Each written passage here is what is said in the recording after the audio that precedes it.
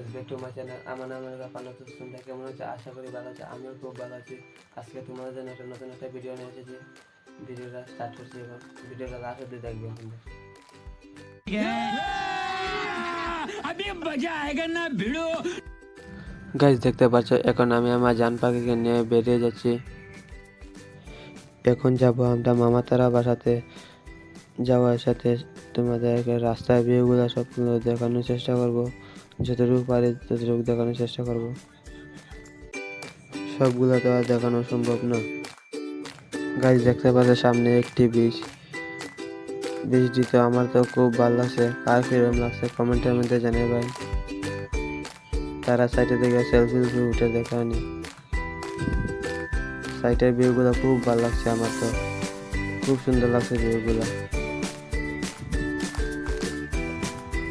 বীজটি খুব লম্বা।